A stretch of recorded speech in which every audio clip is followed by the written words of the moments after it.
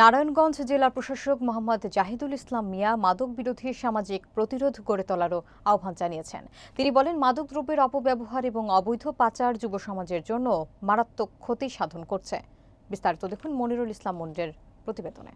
যুব সমাজকে মাদক থেকে রক্ষা করার জন্য সচেতনতা বৃদ্ধি, শিক্ষা এবং পুনর্বাসন কার্যক্রম খুবই গুরুত্বপূর্ণ।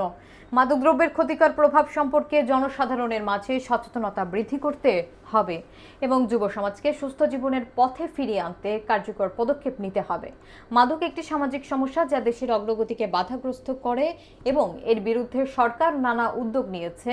বিভিন্ন দপ্তর একযোগে কাজ করছে। নারায়ণগঞ্জে বৃহস্পতিবার আন্তর্জাতিক মাদক বিরোধী দিবস 2025 উপলক্ষে বর্ণাঢ্য র্যালি, আলোচনা সভা এবং পুরস্কার বিতরণী অনুষ্ঠান অনুষ্ঠিত হয়।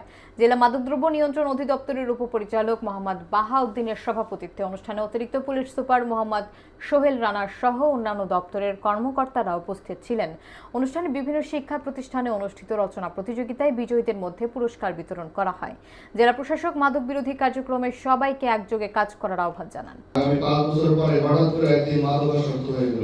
সর্বমোট 617টি মামলা দায়ের করেছে এবং এর মধ্যে মাদকদ্রব্য নিয়ন্ত্রণ অধিদপ্তর নারায়ণগঞ্জ, চারুলতা রহমান যারা নারায়ণগঞ্জ আইডিয়াল স্কুল শ্রেণী ষষ্ঠ। কিন্তু আলোচনার পরবর্তীতে আবার র্যালি করবেন, আবার আলোচনা করবেন, কিন্তু আসল যে উদ্দেশ্য সমাজ থেকে যে মাদক নির্মূল করা সেটি সম্ভব হবে না।